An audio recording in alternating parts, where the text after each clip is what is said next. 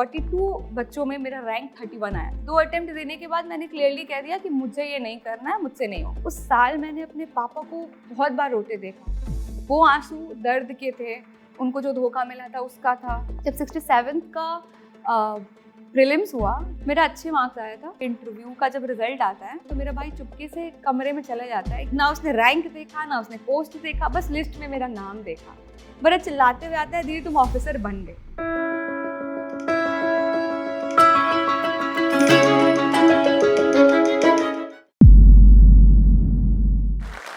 Hello everyone, हाल ही में अभी 67th BPSC का रिजल्ट आया है। मैंने वो एग्ज़ाम क्लियर किया।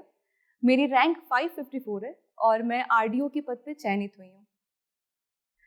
बस एक स्टूडेंट से, एक एस्पिरेंट से एक ऑफिसर तक की जर्नी मैं जोश टॉक के थ्रू आपके साथ शेयर करने वाली हूँ। मैं अपने बारे में कुछ बताती हूँ। मेरा नाम स्वर्ण वर्षा है। मैं बिहार के एक बहुत प्यारे से जिला जो माता सीता की जन्मभूमि है, सीतामढ़ी से आती हूँ। हम ये सुनते हैं कि कोई इंसान जब सक्सेसफुल होता है तो उसने अपनी लाइफ में बहुत कुछ सहा होता है, बहुत सारे स्ट्रगल्स का सामना करना होता है।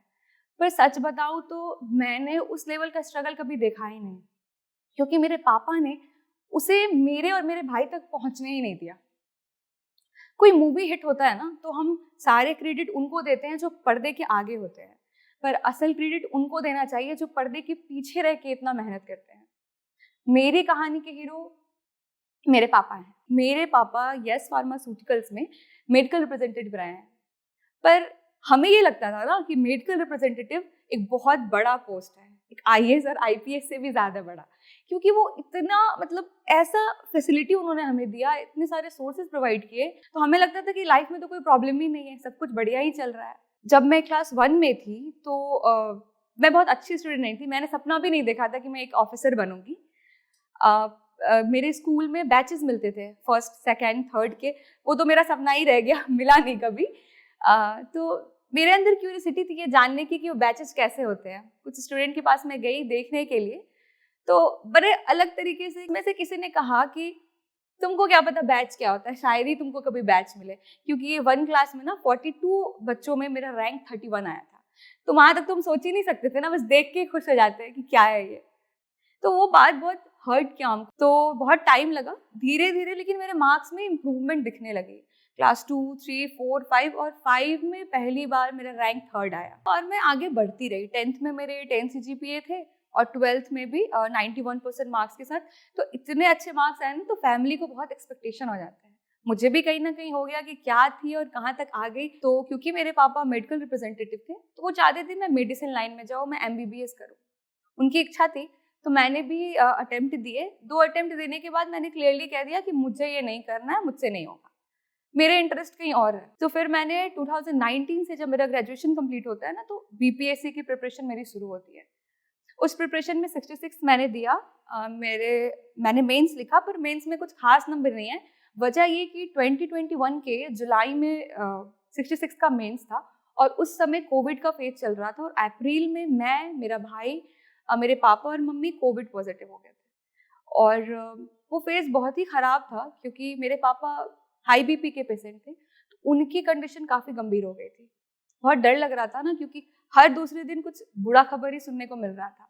तो डर लग रहा था कि हमारे साथ ऐसा कुछ नहीं हो। और होपफुली अच्छे से तो निकल गया, पर मेरा उसी बीच जुलाई में 66 मेंस था, जो कहीं ना कहीं उस पर असर दिखा मेरा। मैंने सारे क्वेश्चन अटेम्प्ट नहीं लिए थे, पर जितने लिए उसमें मेरे मार्क्स अच्छे थे, तो अंदर से कॉन्फिडेंस आया ना कि हाँ, अगर मैं और थोड़ा मेहनत कर लूँ ना, इनफैक्ट मैंने तो वहाँ मेहनत ही नहीं की थी, पर अगर मेहनत कर लूँ तो सारे क्वेश्चन अटेम्प्ट करूँ तो 100% मेरा सिलेक्शन होगा। अभी कोविड से निकले ही थे कि एक ऐसा फेज हमारे लाइफ में आया 21, वो पूरा साल इतना बुरा था कि बता ही नहीं सकते, क्योंकि ना वहाँ पे हमें धोखा अपनों से मिला था जिनके बारे में हमने सपने में भी नहीं सोचा था। तो चीज़ें इतनी ज़्यादा ख़राब हो गई ना कि संभालना बहुत मुश्किल हो गया था और मेंटल पीस तो कहीं दूर ही चला गया था, आने का नाम ही नहीं ले रहा था, क्योंकि पापा ने जिन पे सबसे ज़्यादा ट्रस्ट किया था उसी क्लोज वंस ने ऐसा किया कि संभलना मुश्किल हो गया था हमारे लिए। फिर वो भी फेज निकला। हम उस समय पहली बार, जो हमेशा हंसते मुस्कुराते चेहरे मेरे पापा मम्मी के, पहली बार हम उस फेज में उनको ना लाचार पाए। जैसे लग रहा था कि आगे क्या होगा, कुछ होगा भी अच्छा कि नहीं, कि बस ऐसी दलदल में फंसे रह जाएंगे। बात हमारी जान तक आ गई थी, बहुत मुश्किलों का सामना करना पड़ा, और वो अपने थे ना, तो यकीन करना भी मुश्किल हो रहा था। जब 67th का प्रीलिम्स हुआ सितंबर 30, 2022 में, मेरा अच्छे मार्क्स आया था, 111 नंबर थे, तो मैं खुश थी। हालांकि जब रिजल्ट आया तो मेरे 109 मार्क्स थे। मेरा प्रीलिम्स क्लियर हो गया। मेंस, मुझे लगा कि मेंस तो सीतामढ़ी में रह के नहीं होगा, सेल्फ स्टडी से मैंने प्रीलिम्स क्लियर किया। फिर मेंस के लिए लगा कि यहाँ तो होगा नहीं, फैमिली कंडीशन बहुत अच्छी नहीं थी, फाइनेंशियल प्रॉब्लम तो चल ही रहा था शुरू से ही। मेरे भाई ने बहुत सपोर्ट किया, पापा को उसने कहा कि दीदी मेंस पटना से करेगी। फिर हम पटना आए, यहाँ पे पेपर 1, जीएस पेपर 1 और जीएस पेपर 2 तो मैंने सेल्फ स्टडी किया है, पर एंथ्रोपोलॉजी जो मेरा ऑप्शनल था, और कहीं ना कहीं मेरे 67th रिजल्ट लाने में एंथ्रो का बहुत बड़ा हाथ है, क्योंकि 200 आउट ऑफ 300 शायद ही किसी को मिलते होंगे। तो all credit goes to my anthropology sir, Shri Nasir Alam sir. उनके वजह से ही मेरा क्लियर हो पाया है।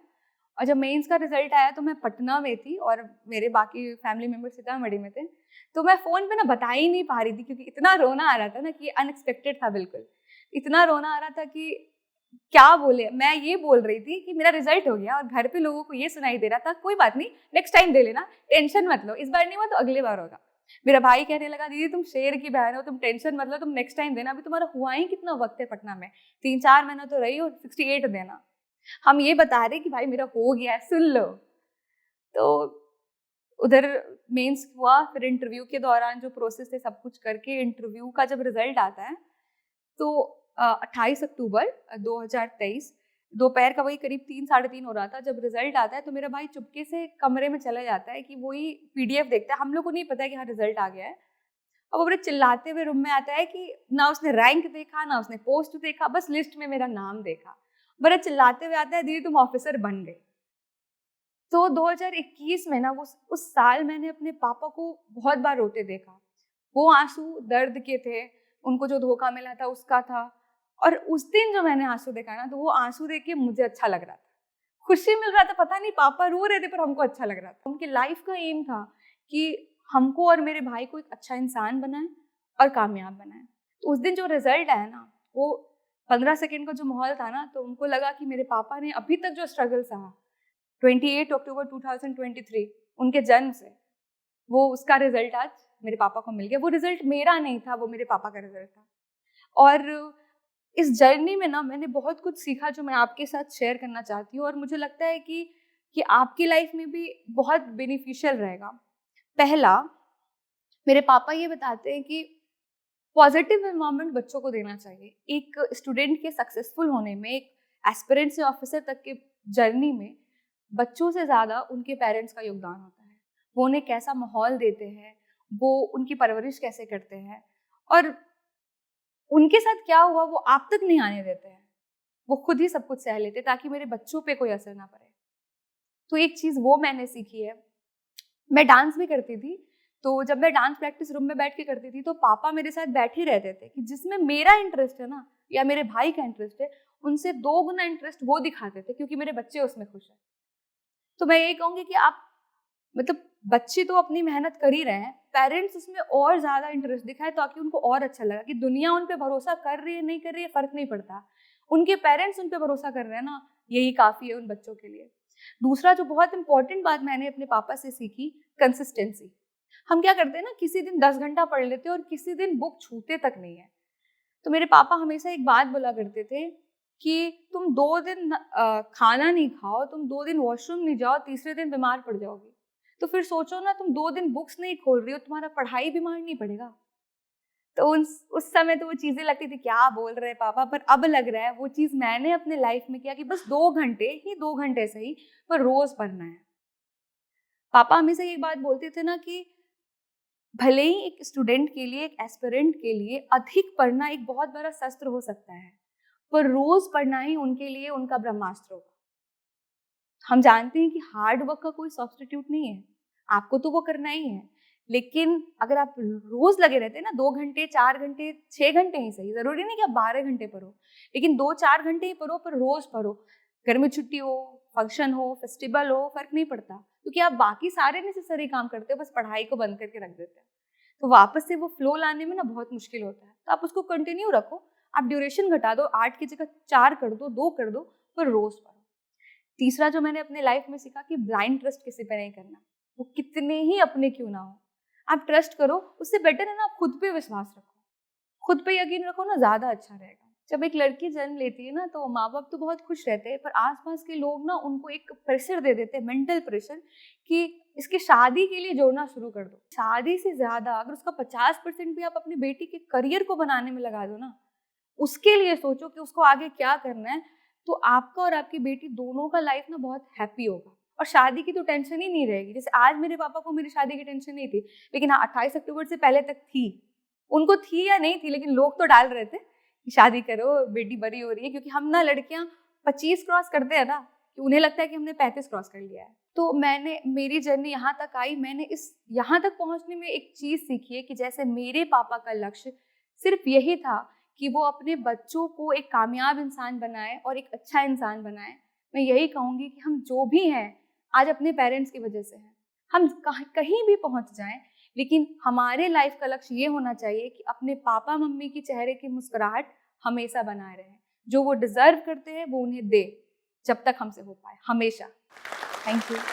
इसने ढेर सारा इंस्पायरिंग स्टोरी एक से एक बढ़ के बिहारी के एकरा पर देखेला मिलतो। एकरा नाम है जोश टॉक्स बिहार। तो जोश टॉक बिहार के भाई बढ़िया से सब्सक्राइब कर ले हूँ, घंटा उंटा दबा दे हूँ कि नोटिफिकेशन आते रहे। अरे जब मन होले उदास तक खोल लेल की जोश टॉक बिहार, तो ओकरा बाद देखल के मन के तरोताजा कैल के एकदम मोटिवेशन लेल के काम शुरू कैल के सफलता कैसे नहीं मिलते, एकदम मिलती झंडा गाड़ देबू।